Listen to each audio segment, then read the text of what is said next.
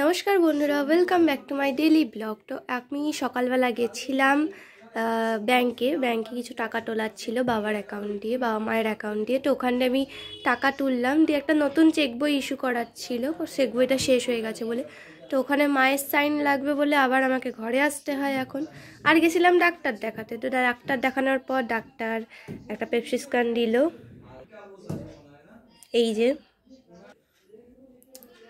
বলছি কি হয়েছে, বলছি পরে বলছি কি হয়েছে আমার। তো সেই প্রেসক্রিপশন দিল, এই ওষুধগুলো পরে আনতে যাব আমি। তো এখন ঘরে এসেছি। এবার ঘরে আসার পর কালকে যে কার্তিক পুজোর যে নেমন্তন্ন ছিল রাত্রিবেলায়, সেটা প্রসাদ দিয়ে গেছিলো। এখন তারা কাল রাত্রে সে বসে গেছিলো আজকে যেন আমরা অবশ্যই যখন ওই দধিকর্মা মাখা হবে না, আরেকটা পুজো হয় আজকে, তো তখন যেন আমরা অবশ্যই কার্তিক পুজোতে যাই। তো আমরা এখন ওখানে যাচ্ছি, মা আর আমি যাচ্ছি দুজনে মিলে। তো আপনারাও চলুন আমাদের সাথে, ঠিক আছে? দেখুন বন্ধুরা, কেমন লাগছে এই পাখিগুলো। ভাবলাম কিনে নিয়েই চলে আসি, একটু না হয় পুষবো এবার পাখি। কেমন হয়েছে বলুন তো কমেন্টে নিশ্চয়ই জানাবেন। যে পাখিটা ভিতরে আরেকটা পাখি আছে, সেটা হয়তো দেখা যাচ্ছে না। যাই হোক, বাইরে একটা হলুদ পাখিটা বসে রয়েছে, কেমন হয়েছে বলবেন তো। আর তার সাথে এটাও বলে রাখি, এটা আমি মোটেও কিনে আনিনি বা পুষিনি। এটা আমি যাদের বাড়িতে আসার কথা ছিল কার্তিক পুজোতে, তাদের বাড়িতে এসেছি এবং তারা এই পাখিগুলি পোষে। কিন্তু আমার দেখে এখন খুব শখ হয়েছে, আমিও এই পাখিগুলি কিনবো এবং পুষবো। জানি না পারবো কিনা, তবে খুব এখন শখ হয়েছে। কি সুন্দর দেখুন পাখিগুলো। এখানে 3টে কার্তিককে একসাথে পুজো করা হচ্ছে। ওই যে সামনে কার্তিক দাদা, খুব সুন্দর। আর এইদিকে দেখুন অবস্থা, দেখুন বাচ্চা মেয়েটির। কিরে এদিকে আয়, ওই বাবা পাত্তাই নেই, অ্যাটিটিউড। এই যে চলে এসছে, এবারে সেই পুজো দেখতে শুরু করে দিয়েছে। মেয়েটি বেশ গুলগুলি। তো গাইস, কার্তিক পুজোর থেকে ফিরে আসার পরে এখন আমরা যাচ্ছি ব্যাংকে। আমরা না, আমি যাচ্ছি ব্যাংকে, কারণ ব্যাংকের কাজটা তো হয়নি, চেক বইটা ইস্যু করা হয়নি। মা সাইন করে দিয়েছে, বাবাও সাইন করে দিচ্ছে। এবার ওটা গিয়ে আমাকে জমা দিতে হবে। দেন জমা দেওয়ার পর আমি চেক বইটা ইস্যু হবে। তো যাচ্ছি এখন ব্যাংকে চেক বই ইস্যু করতে।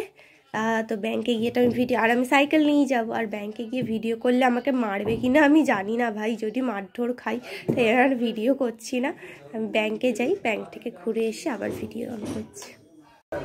তো গাইস, আমি ব্যাংক থেকে ফিরে এসেছি। ব্যাংক থেকে ফিরে আসার পর ব্যাংকের কাজ সব শেষ, চেক বই ইস্যু করে দিয়ে এসেছি। তো চেক বইয়ের জন্য টাকা নেয়, ঠিক আছে, ওটা ব্যাংকের অ্যাকাউন্ট থেকে কেটে নেবে, তো ওটা আমার কোনো কিছু যায় আসে না। তো ইস্যু করে দিয়ে এসেছি। এবার চেক বই বলেছে 7 থেকে 10 দিনের মধ্যে চলে আসবে আমাদের অ্যাড্রেসে। তো এখন আমরা বেরোবো, একটা কাকুর বাড়ি যাব। তো ওর জন্য রেডি হতে হবে। তার আগে কিছু কাজ আছে, খাবো, স্নান করবো, দিয়ে তারপরে আমরা বেরোবো, ঠিক আছে? তো সাথে থাকুন, তারপর যাচ্ছি। গাইস, আমরা এখন বেরোচ্ছি নরেন্দ্রপুর যাবো বলে। এই দেখুন মা কেমন বক বক করছে। কার সাথে বক বক করছে? এই যে এনার সাথে, আমাদের বিয়েলো মশাই। আই কার্ডটা কোথায় রাখলাম? কেন তোকে এখন আই কার্ড পড়ে যেতে হবে? বিয়েলো ঘরে ঢুকিস কিনা মনে করছে না। ও আচ্ছা। তো গাইস, আমরা এখন বেরোচ্ছি। বললো তো, আর দেখি টাটা করে দাও। টাটা। এবার তোলার ঝামেলা, এবার কাগজ টাটা। হ্যাঁ।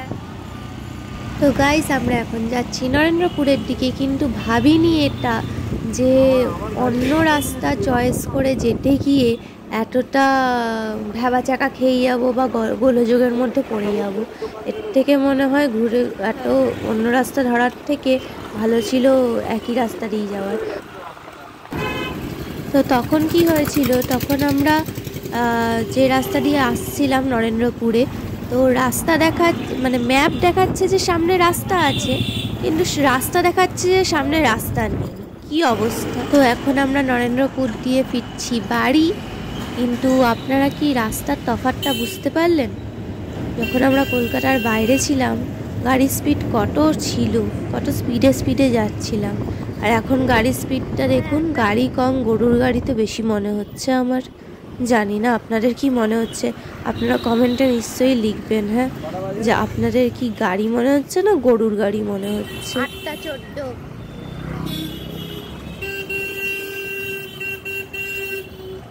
তো অলরেডি আমরা গড়িয়াতে ঢুকে গেছি, আর কিছুক্ষণ পর আমরা বাড়িও পৌঁছে যাব। অলরেডি দাদার হাজারো ফোন কলস আসতে শুরু হয়ে গেছে বাড়ির দিয়ে, যে ইনি আসছেন তিনি আসছেন, স্যার এটাই কি লিখবো, স্যার ওটাই কি লিখবো, এই নিয়ে ফোন কলস চালু হয়ে গেছে। তো আমরা তাড়াতাড়ি করে এখন বাড়ি ফিরছি, কারণ যত জলদি বাড়ি পৌঁছাবো ততই ভালো।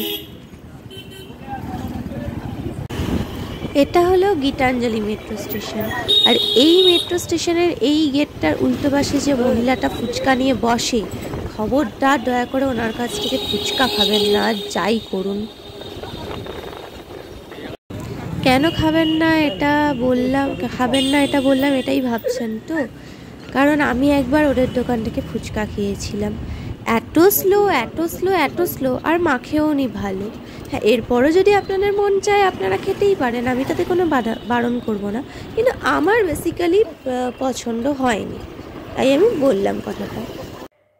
তো আমরা নরেন্দ্রপুর থেকে ফিরে এসেছি বন্ধুরা, আর এখন দাদা যাদের কাজ করা বাকি ছিল তাদের কাজগুলো করে দিচ্ছে, অনেক চাপ ওর। তো আমি চলে এসেছি আমার ঘরে। তো তাড়াতাড়ি আজকে শুয়ে পড়বো, কারণ আমার কাল সকালে CHSL-এর পরীক্ষা আছে, এক্সাম আছে। তো কালকে কি হবে কালই জানে, আমি তো আর জানি না। তো আপনারা কমেন্টে অবশ্যই লিখবেন আমার ভিডিওটা কেমন লাগলো, এবং তার সাথে এটাও লিখবে, ওই যে শুরুটা দেখিয়েছিলাম না পাখি, ওই পাখি সত্যিই পুষবো? দেখুন, আপনারা যদি কমেন্টে লেখেন যে হ্যাঁ পোষো, একদম পোষা উচিত, তাহলে আমি যেভাবেই হোক বাবা মাকে রাজি করাবো। তাই আপনাদের কমেন্টটা খুবই ইম্পর্টেন্ট। আর আপনাদের জন্য আজকে এতটাই, আবার কাল দেখা হবে। আজকের জন্য এতটাই, টাটা।